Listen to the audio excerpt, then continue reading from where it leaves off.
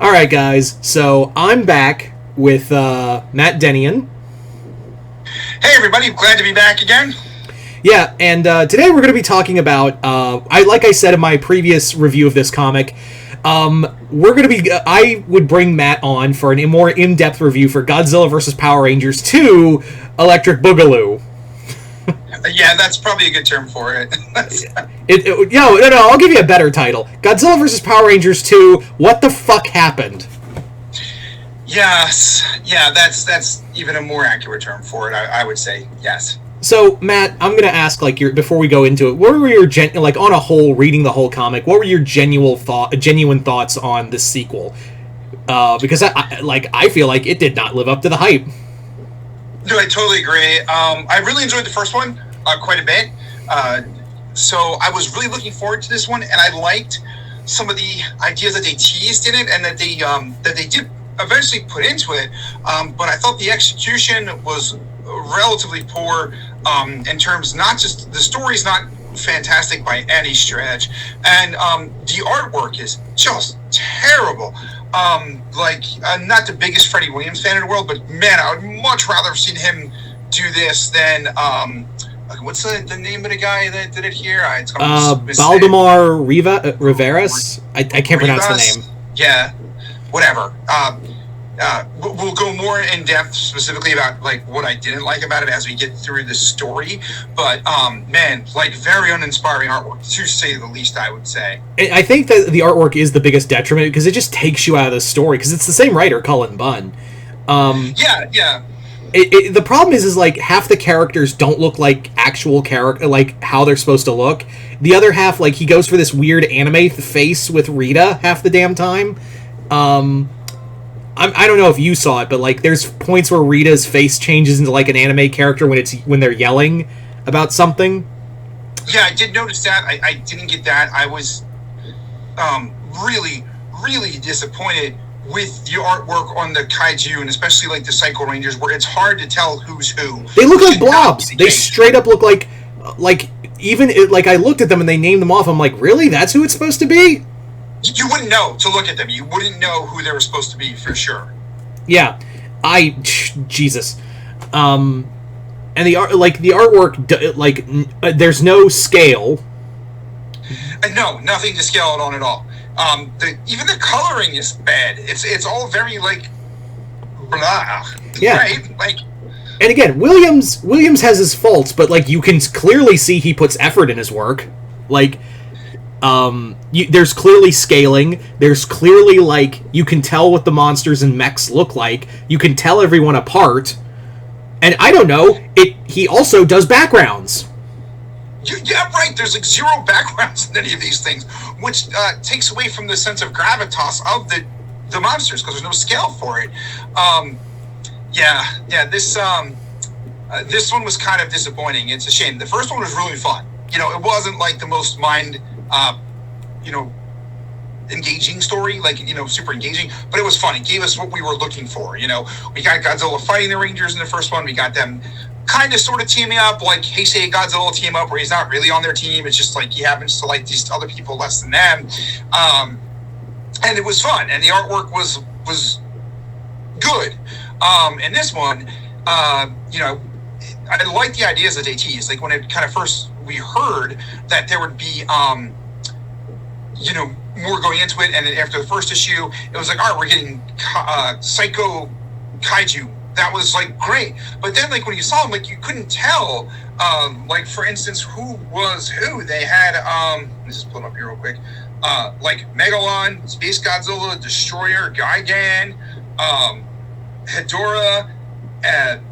You would think that Space Godzilla, these would be fun characters to see as Psycho Rangers, but because when he puts them into the artwork, you really can't tell who they're supposed to be, which should never be the case. These could just be any generic Power Rangers-esque villain, as opposed to Gigan as a Psycho Ranger. Does that make sense? Yeah. And let's, aside from the art, the story doesn't get much better because Cullen Bunn, I think he's a great writer, and he did a great job with the first one, but this should have been called Power Rangers Get Toy Brands, and Godzilla's there. Yeah, that's for sure. Like again, I like the idea, the premise starting off. We had a White Ranger version of Tommy who's not the Tommy that we saw as the Green Ranger in the last crossover. Um, who comes across Godzilla. So it starts off like pretty okay. We get him fighting both Rita with the White Tiger Zord and Godzilla. He comes into the continuity of the Rangers who met Godzilla in the previous crossover and know of him. And then things just kind of spiral quickly. Seems like Rita and Astronema, who, by the way, I don't know why Astronema was really even in this other than to have Psycho Rangers, because she didn't do squat. Yeah, that's the only... She's one of the best villains in Power Rangers. Yeah, that is the only... And we don't see Ecliptor or Darkonda. We don't get any of them. I think it's the only reason she's here is so we can have Psycho Rangers. It definitely seems to be the case because they missed out on a lot of opportunities there. I know you and I had talked about like, yo, we're going to get Godzilla versus Dark Spectre. We didn't like really get a mention of Dark Spectre. Yeah, we got 0 of Dark Spectre. It almost feels like Cullen Bunn didn't want to do Rita and Zed again, and just went, well, I'll just pick Astronema. And she doesn't even sound like Astronema half the time. No, she doesn't act like Astronema. Motivations don't seem to line up, and it's a shame for people who are fans of the Power Rangers. Like Astronema is one of the more popular villains, right? Like I'd put her in the top 3 probably. Yeah, like top 5 definitely for me. Yeah. And again, she's such a complex... And again, when you see her become the Pink Lost Galaxy Ranger, there's a lot of history with this character. Correct. Yeah, none of which was touched on. I assumed it was before she becomes the Pink Ranger, but still, she didn't seem to do anything in this story at all, other than to be there to have Psycho Rangers, so to speak. Then we got like some... This is one thing I had difficulty following. We got... Trying to think of what it would be called. So you know, there's like the Mega Dragon Zord, where it's like the Dragon Zord overlaid on top of the Mega Zord. Yeah, we got sort of like that with Godzilla, which was pretty cool. Like it should have been drawn better, but it's a pretty cool concept to kind of have it like overlaid. There was interesting, but they didn't like call it anything for us. And then later, they did give us like Kaiju Zords, which I guess were sort of like the Lost Galaxy Zords, and that they seem to be the living creatures just kind of changed into Zords as opposed to like manifestations from, say, the Dino Zords to help find out. But that wasn't really explained, and we got Godzilla as the Dragon Zord there, but it was like different from the overlaid version we got before, which was confusing that it wasn't like really explained at all. Yeah, it just feels like, hey, we saw, Cullen Bunn and the creative team saw what Power Rangers Ninja Turtles did, and I was like, oh, we can copy that and not give it any real merit, as opposed to what Parrot and the guys at TMNT Power Rangers did when they were, because there was actually like reasons. There were like reasons behind, like we got the Turtle Rangers, or the Mighty Mutant Ninja, the Mighty Mutant Ninja Turtles, or all those power ups and whatnot. All of those story wise made sense. Here, it's just like it looks cool. Yeah, that's really what it was. Like they kind of tried to play it off in that, where you can't, the Dino Zords are not a match for these Kaiju Psycho Rangers, so they had to get their own Kaiju to back them up. So it was kind of cool again in concept. We got like Kaiju that sort of match their color schemes, right? So like Jason gets to Rodan, and Billy gets Anguirus, who's Anguirus is my boys. That was cool. Kimberly gets Mothra, I guess, just because like that seems to make sense. Not that Mothra has a lot of pink hues to her. Trini with Baragon, right, and then Zach with King Caesar, and Tommy with Godzilla himself. I will say I did again in theory like the look of the Rangers with their Kaiju outfits on, and the Zords, like the Anguirus Zord and stuff, looked pretty cool, but again, it just seemed like they're for selling toys. It didn't seem to necessarily have to be in the story or super well explained either. Yeah. I will say, though, as much as I love seeing King Caesar as a Zord, what would have made more sense for the Black Ranger? Who? Varen. Yes, I definitely agree with that. I think he's too much of like a villain monster, for them to put in there. Kind of a bright spot, but again, not fully realized, was the Jet Jaguar being in this series. Yeah, I think that's the only, like, Jet Jaguar does more in here than Godzilla does. Yeah, Godzilla's just kind of like hanging around. It was neat to see Jet Jaguar because he can also change size, so interact with the Rangers, fight side by side with the Zords. I will give him a little bit of credit for seeming to kind of hop through different Godzilla continuity. Like it seems like the Godzilla we're following is obviously from the last series, which could fit in one of the IDW series, like Kingdom of Monsters, maybe, or Rulers of Earth. But either way, they did jump to what seemed to be like the Showa era because we got like the backgrounds from Godzilla versus Gigan was kind of neat. But again, a lot of kind of sizzle, but nothing to it. Does that seem to fit? Yeah, there was also like when we see the Godzilla tower from versus Gigan, I was like, cool, nice Easter egg. Yeah, which that's how I felt about it. Well, it was a cool Easter egg, and it's weird to say because again, we said the first one wasn't necessarily like storytelling at its best, but it gave us what we wanted. It was fun, and it kind of made enough sense to go along with it. This one much different story, and the artwork is almost unbearable. The fact that we can't tell who certain kaiju Psycho Rangers are supposed to be, to me, is insane. Like the Toho monsters, one thing that makes them so beloved by fans is that they're easily recognizable by fans, right? Like you can look at the silhouette of King Ghidorah and know it's King Ghidorah. You can do the same for Megalon or Gigan. Any of the ones that they used, you can just see the silhouette and know that's who it is. But with these Psycho Rangers, where the designs should have been cool, like you couldn't tell who was supposed to be who for the most part. Yeah, and you can, and like it also, and I know we keep harping on the art. It's just that distracting. And the when the Kaiju Rangers, like the armors look like they change every 5 seconds. Like they can't keep a steady connection with like the model. Does that make any sense? No, it totally does. It's the same for the Zords too. I feel like where they're not necessarily the same in any scene that they're in. And I thought she made a really good allusion with going back to the TMNT crossovers. So, like, for instance, I feel like the Kaiju Megazord, it was okay, but it should have been like really cool. Like in the first TMNT one, I would think a lot of people was like, "Damn, it's awesome that we got like Metalhead as a Megazord," was like pretty cool, and they executed it well. In this one, it was still kind of mundane when it should have been much more epic.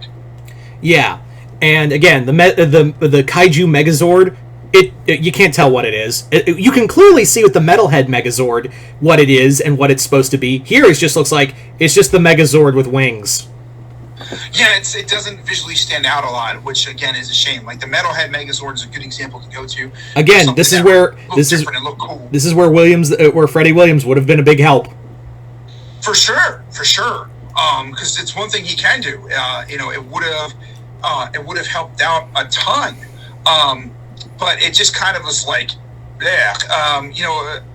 another Godzilla series, not a Power Rangers one, but like it was cool to see the Batmech in the Justice League series, like, and it looked cool, and it looked like it could kick some ass. But the Kaiju Megazord, like, just kind of looked like a samurai Megazord with wings. Actually, is that probably a pretty good description? Yeah.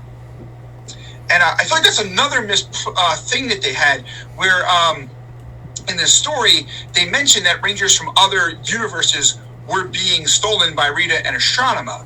And we do later on actually see like a very one panel of like the not SPD, Lightspeed Rescue Ranger and a couple others like behind the Tommies and Jet Jaguars are saving him.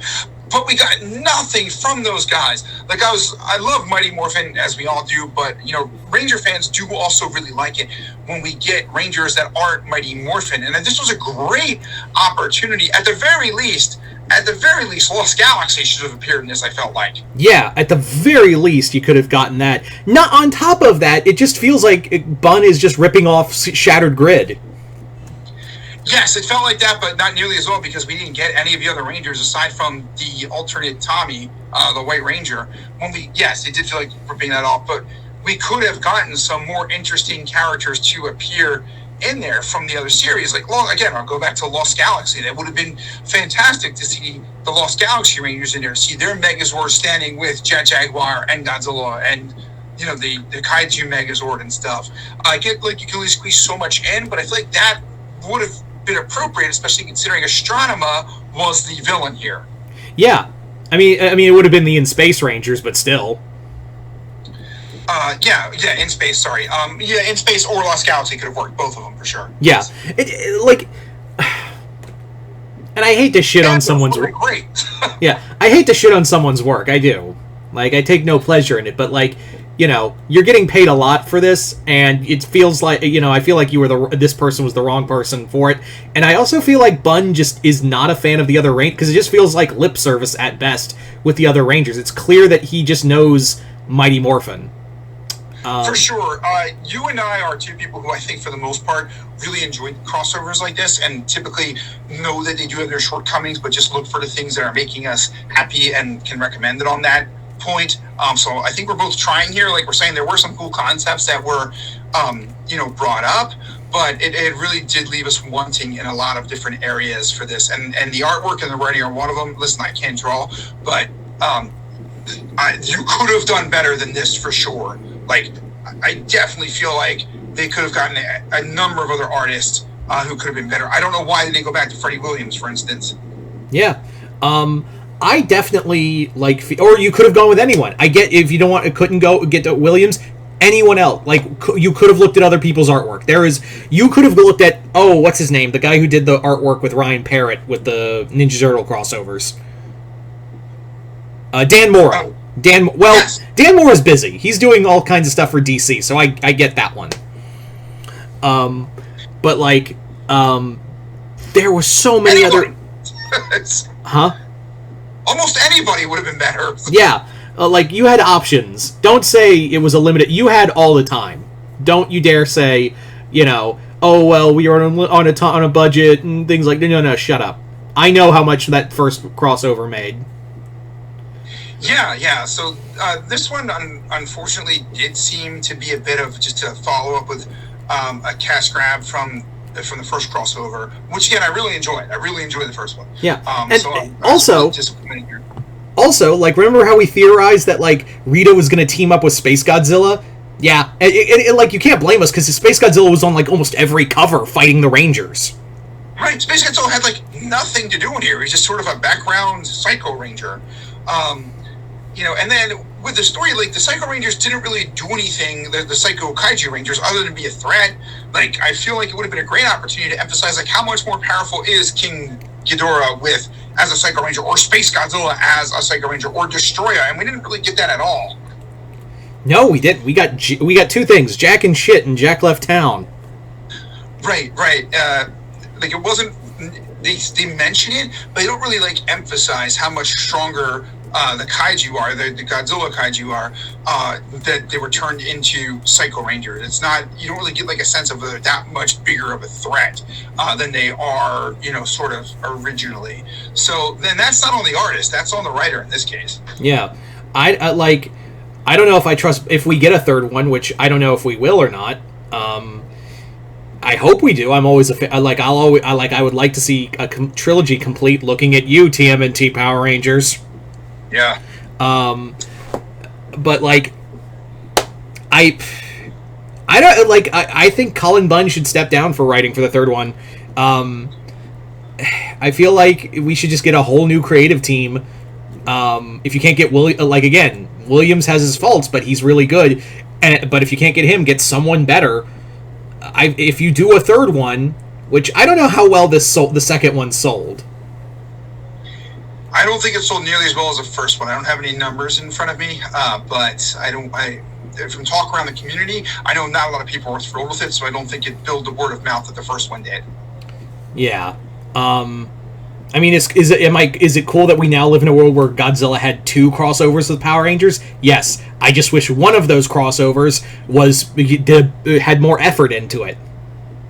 Yeah, I think you've brought this up for other crossovers coming, or potential crossovers, where it seems like maybe the writer knows a lot about one of the 2 franchises, but not a ton about the other. And I think you hit the nail on the head when you mentioned earlier that Colin Bunn didn't really seem to want to go outside of the bubble of Mighty Morphin when he had the opportunity to bring in other Rangers in a story that made sense. Again, In Space, Lost Galaxy would have made a lot of sense. You could have cameoed some other ones, which would have been fun too. I did appreciate bringing in like a Jet Jaguar. I did appreciate the kaiju getting some, the Anguirus and Rodans of the world getting some time in the spotlight, but really kind of underwhelming overall. Yeah, and on top of that, like you like Godzilla feels like a vehicle here. Literally, he is a vehicle. Yeah, that's a very good point. And the first one, he definitely felt like a character where he was helping to drive the story. It felt like a Heisei Godzilla story where, like, some bad crap is going down, and, well, Godzilla's not necessarily on the human side. He is determined to, whatever this force is, at least get it out of his territory, kind of as he perceived it.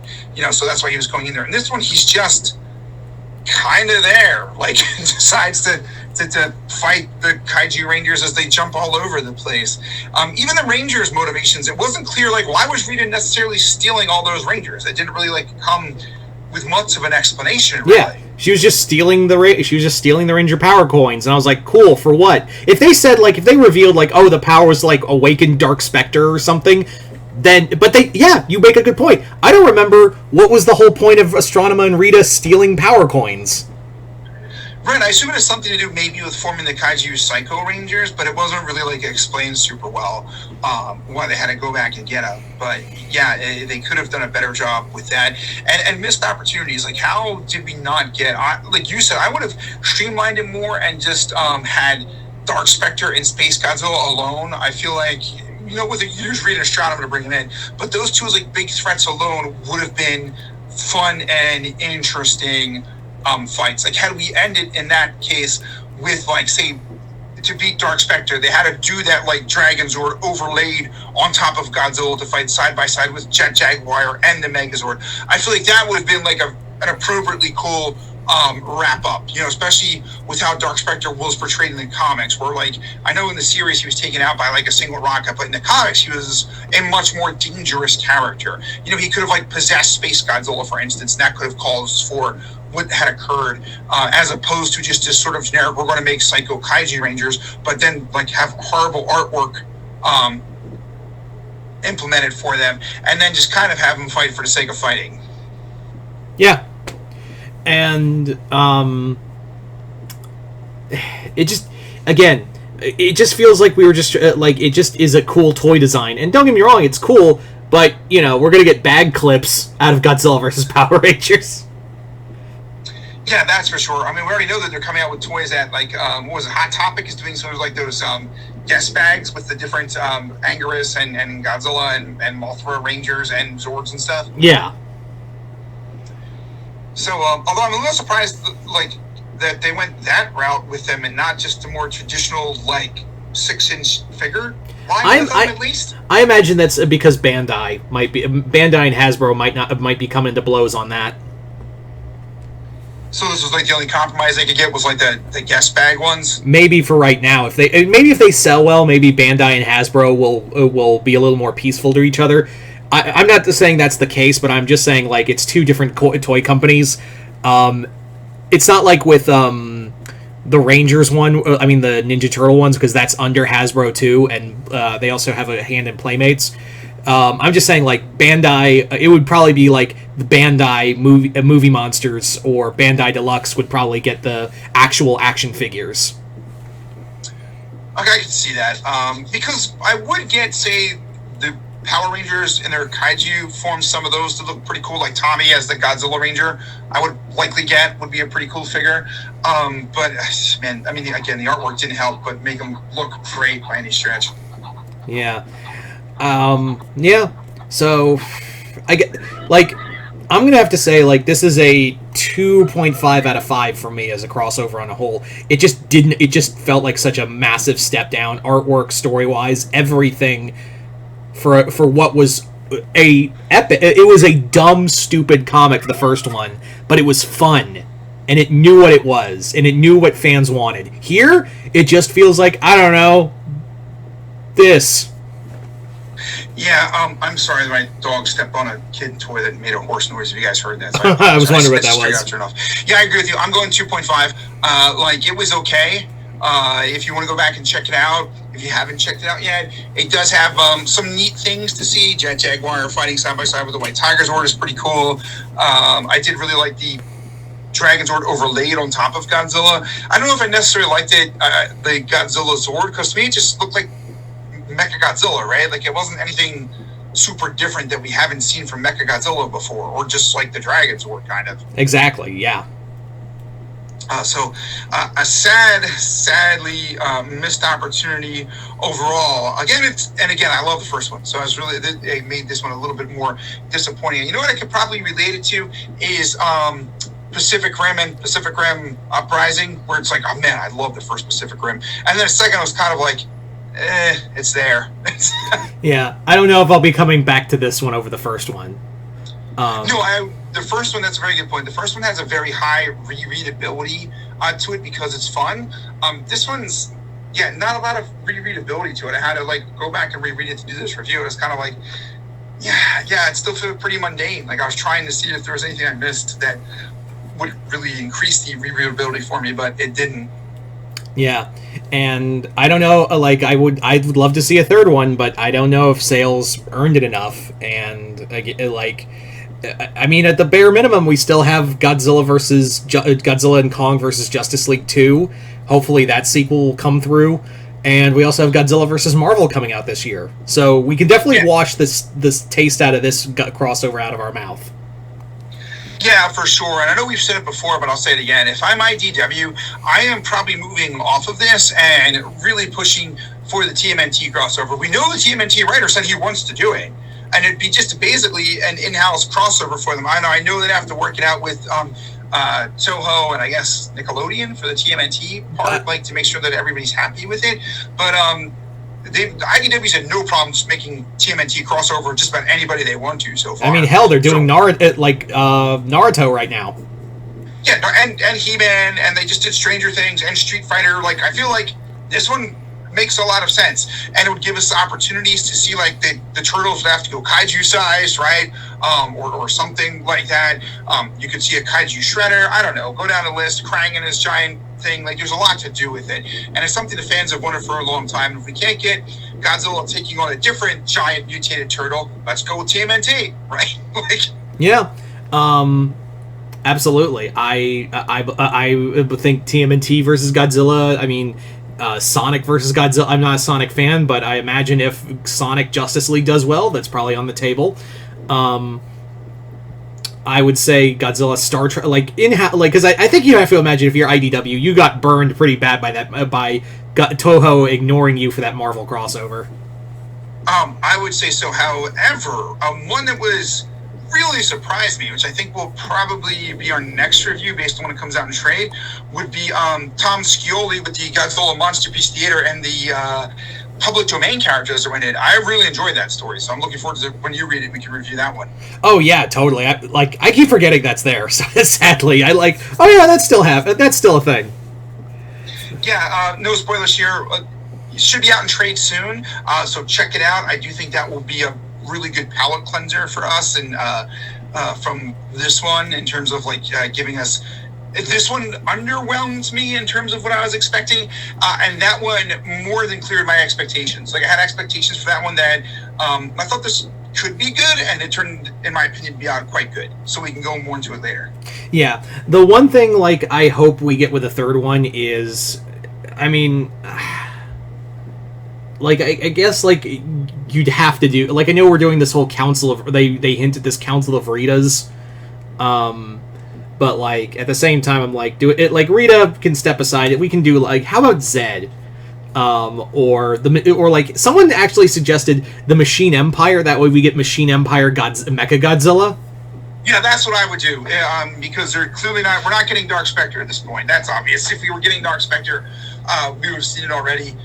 The Machine Empire would make sense. The only one I think that would be cool would be Mesogog. Might be interesting. Oh, Mesogog would be good. Mesogog would be a solid villain, but again, it doesn't feel like Cullen Bunn gets these other villains outside of Rita and Zed. He doesn't. The only thing I could think of that might help us out there is that Tommy is tied into that series, so he might go with the was he actually was it Black Ranger or Gold Ranger Tommy when he was doing that? Black Ranger. Black Ranger Tommy, yeah. So he could go that route where Tommy's the professor, and we get the Rangers from that series. And Mezagog would be cool. Like, imagine Mezagog going kaiju size to fight Godzilla would be an interesting thing. I'd be in for that because he obviously has that man in a suit dinosaur look to him anyway. That Godzilla does, so that could be fun. Yeah, I will also say, just as another added bonus, I know it's a little late, but it was cool to see Goro Ibuki play a role. It's nice to see other Godzilla human characters play a role in this story. Yes, that was cool because we did talk about that. Human characters from the Godzilla series that we thought could be incorporated into here. He was not one that came to mind, although he kind of should have, because we both thought Jet Jaguar would be great. So again, seeing Jet Jaguar here was really neat. But yeah, we should have thought about that. It was cool that they did that throwback too, which again shows me that he knows Godzilla. I just don't think he knows much outside of Mighty Morphin for Power Rangers, right? Like, he clearly didn't seem to know Astronema as a character at all. Yeah, and he does know his Tokusatsu because he is writing Gotcha Man right now at Mad Cave. So he should know more. Like, I don't know, maybe he's kind of handcuffed by what he could do from all the different parties involved. That could be the case too, but yeah. So all in all, get it if you're a collector, but like, this is a step down. Yeah, it really is.